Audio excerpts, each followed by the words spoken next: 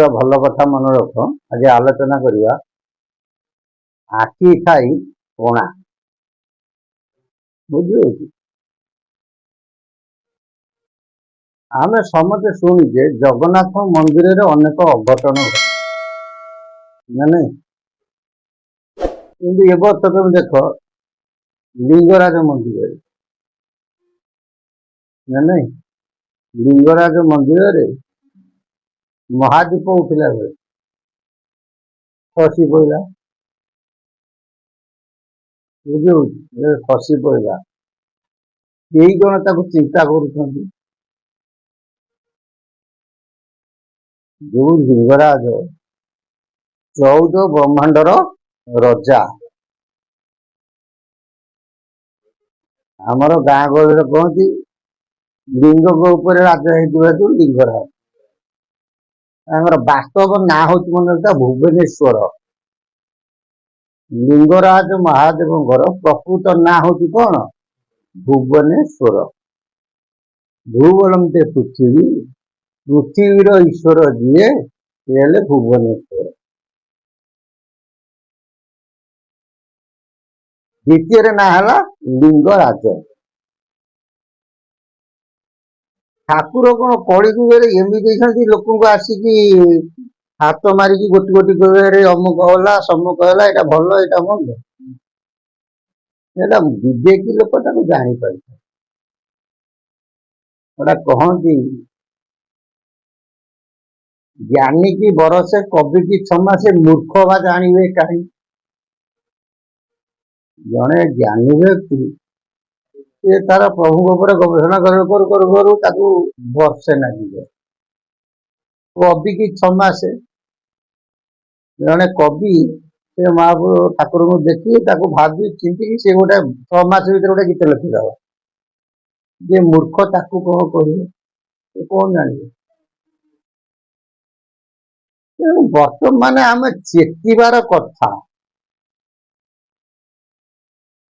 ଆମେ କେହି ଚେତୁ ନାହୁଁ।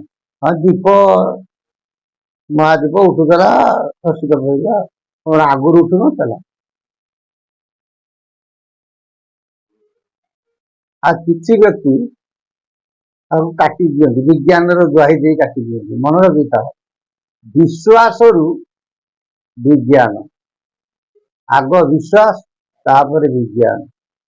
ଆମେ ଯେଉଁଟାକୁ ବିଶ୍ୱାସ ଅତୀତରେ କରୁଥିଲେ, ବିଜ୍ଞାନ ତାକୁ ରିସର୍ଚ୍ଚ କରିକି ତାର ଗୋଟେ ନିର୍ଦ୍ଦିଷ୍ଟ ପ୍ରମାଣ ପାଇଛି। ସମ୍ପୂର୍ଣ୍ଣ ବିଜ୍ଞାନର ରିସର୍ଚ୍ଚ ସରିନାହିଁ। ବିଶ୍ୱାସରୁ ବିଜ୍ଞାନ। ଏତେ ବଡ ଘଟଣା ଘଟିଲା, କାହାର ଚେତନା ଆସିଲାନି? କାହାର ଚେତନା ଆସିଲାନି? କାହାର ଚେତନା ଆସିଲାନି? ଏ ଯୋଉ ଘଟଣା ଘଟିଲା, କଣ ହବ ଆଗକୁ କହିହେବନି। ହାଡିବନ୍ଧୁ ଦାସ, ସିଦ୍ଧଗିରି ହାଡିବନ୍ଧୁ ଦାସ, ତାଙ୍କର କ୍ଷିତିବଂଶ ପୁରାଣରେ ଗୋଟେ ପଦ ଲେଖିଛି, ଜମ୍ବୁ ଦୀପେ ମେରୁ ଏହି ଉଦେ ଅଷ୍ଟଗିରି, କୋଟରେ ଭ୍ରମତି ଅର୍କ ଚନ୍ଦ୍ରଭାଗା ଧରି। ଅରୁଣ ରଥ ରହିଛି ସଂକେତକୁ ଦେଖ, ଭୁବନେଶ୍ୱର ଲିଙ୍ଗ ରାଜ ଯେ ପ୍ରତ୍ୟକ୍ଷ।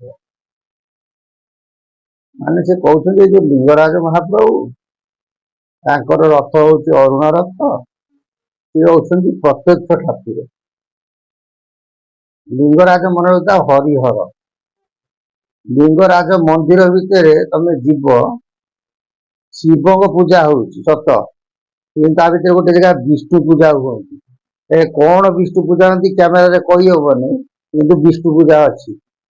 ଶିବ ମାନେ ଗମଳା ମନ୍ଦିର ଭିତରେ ଶିବ ପୂଜା ସହିତ ବିଷ୍ଣୁ ପୂଜା ମଧ୍ୟ ହଉଛି। ବିଷ୍ଣୁ ପ୍ରତିମା ଅଛନ୍ତି ଏବଂ ଶିବଲିଙ୍ଗ ଅଛନ୍ତି। ହେଲେ କୋଉ ପ୍ରତିମା ସେଟା କ୍ୟାମେରା ଆଗରେ କହିହବ ନାହିଁ। ମୁଁ ପଛରେ ସେଇଟାକୁ କହିଦେବି। ସେ କହିଲେ 14 ଭୁବନ ପରେ ଛନ୍ତି ରାଜା ହୋଇ, ଭୁବନେଶ୍ୱରୀ ମାତା ଆଦି ଦେବୀ ସେଇ। 14 ଭୁବନ, 14 ଭୁବନ ଉପରେ ସିଏ ରଜା। କିଏ ସେ? ଲିଙ୍ଗରାଜ। ଭୁବନେଶ୍ୱରୀ ମାତା ତାଙ୍କ ପାଖରେ କଣ ଅଛନ୍ତି ବିଦ୍ୟମାନ। ଭୁବନେଶ୍ୱରୀ ବେଢା ଭିତରେ ନାହାନ୍ତି ଅଛନ୍ତି, କିନ୍ତୁ ଗୌରୀ ନାହାନ୍ତି। ଆମ କହନ୍ତି କାକଟପୁରରେ ମଙ୍ଗଳା, ପୁରୀରେ ବିମଳା, ଭୁବନେଶ୍ୱରରେ ଗୌରୀ। ହେଲେ ଗୌରୀ ମନ୍ଦିର କାହିଁ? ଗୌରୀ ମନ୍ଦିର ଅଛି, ସେ ବା କେଦାର ଗୌରୀ। ସେ କଣ କେଦାର ଗୌରୀ, କିନ୍ତୁ ଯୋଉ ଅଷ୍ଟ ଚଣ୍ଡୀଙ୍କ ଭିତରେ ସ୍ୱତନ୍ତ୍ର ଗୋଟେ ଗୌରୀ ଠାକୁରାଣୀ ଅଛନ୍ତି। ସେ ସ୍ଥାନ ବର୍ତ୍ତମାନ ଲୁକାୟିତ, ଲୋକଲୋଚନକୁ ସେମିତି ଆସି ନାହିଁ। ଭୂ ଯେ ପୃଥିବୀ ଅଟେ ବନ ଏକାମ୍ବର, ଏକା ଅମର ବନେ ଅଛନ୍ତି ଅମର ଅଛନ୍ତି ହର।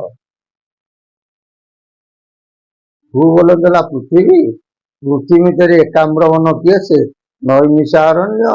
ନୈମିଷା ଅରଣ୍ୟ କୋଉଠୁ ଆରମ୍ଭ ନା ପ୍ରାଚୀ ତତ୍ତ୍ୱରୁ ନୈମିଷା ଅରଣ୍ୟ ଆରମ୍ଭ। ସେଠି ସ୍ୱୟଂ ଲିଙ୍ଗରାଜ ବିଦ୍ୟମାନ, ଯୋଉ ଦେବଦେବ ମହାଦେବ, ଯେ 14 ବ୍ରହ୍ମାଣ୍ଡର ରଜା, ତାଙ୍କର ମହାଦୀପ ଖସିଲା, ତଥାପି ଚେତନା ଲୋକଙ୍କର ପଶିଲା ନାହିଁ, କି ଚେତନା ଫେରିବ ନାହିଁ। ଏଇ ଅଚେତନବାଦରେ ହିଁ କଣ ହବ? ଭୋଗୀ। ବୁଝିହଉଛି? ଏକଥା କେବେ ହେଲେ ଅତୃପ୍ତି ହବ ନାହିଁ। ଏରା ସବୁ କଣ ବିନାଶ କାଳେ ବିପଦ ବୁଝି। ଭଗବାନ ଇନଡାଇରେକ୍ଟ ଆମକୁ ଗୋଟେ ଗୋଟେ ଛୁଟୁକ ଦେଖଉଛନ୍ତି।